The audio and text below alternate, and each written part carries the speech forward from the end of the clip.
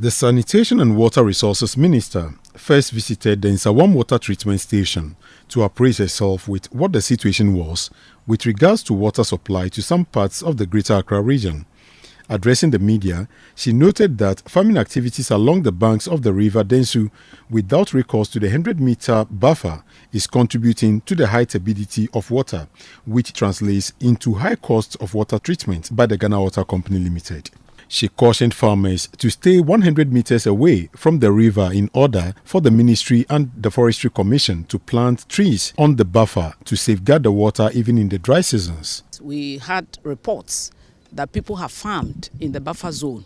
You know, the policy is that every water source or every river should be giving, both sides of the river or water source should be giving 100 meters buffer so that we grow trees that will give shade to the river or the water source. It's not for people to do farming where they will still pick the scarce water and go and water their farms. It's not allowed. Every farmer should be 100 meters off. Some parts of the Greater Accra region continue to grapple with erratic water supply, but the situation, according to Madam Cecilia, is restoring to normalcy. We are happy to note that by God's grace, it has rained, so it's moved to 2.4, which is very good for the machines to work effectively. The minister's next point of call was the Weija Dam enclave, where tipper trucks and excavator were seen busily winning sand and gravels, while others engaged in vigorous construction works right in the valley. This is despite the presence of the police and the military. How can they do sand winning and deplete the whole buffer that we've put here to protect the lake? Yes. That gives about 1.5 million people in Accra water. The situation turned into a banter between a young man who identified himself as an estate developer and the managing director of the Ghana Water Company Limited, Clifford Bryman. Me sit down, me a developer. Eti me ko hu ahemfo no. Se me fie wa ha ya.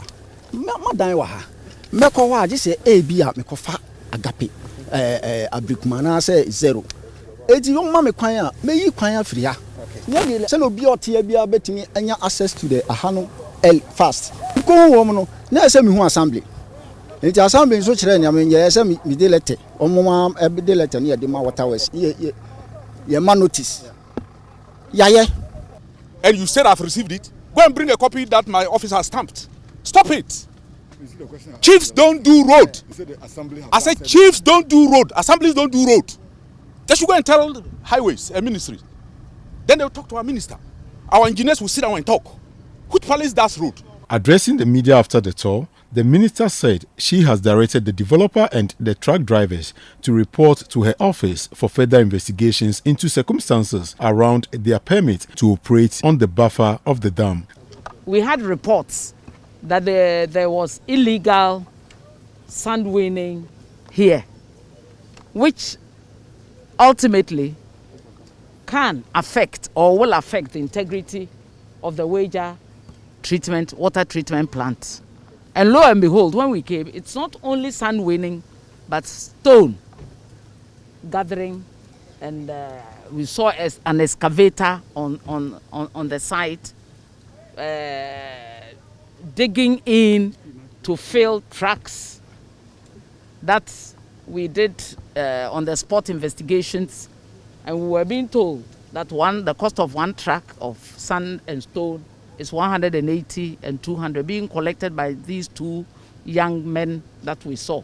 According to the managing director of the Ghana Water Company Limited, he reported the situation to the minister to intervene because the situation has contributed to the high cost of water production in recent times. So let's speak to some of the drivers of the tipper truck to find out what really they make of the minister's directive for them to halt the sand winning at the bank of this river. You are doing sand winning here and the minister has asked you to stop. What do you make of that?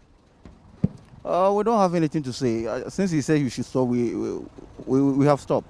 Do you have any permission to do this?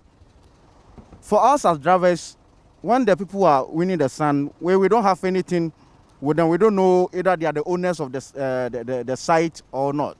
The only thing we know that they have directions that they give to us that they are selling the sand here. So we came here to buy. Since they've asked them to stop fetching this particular sand, they are going to probably look elsewhere, or he's probably stopped for the day. My name is Fred Duo reporting from Weija for City News.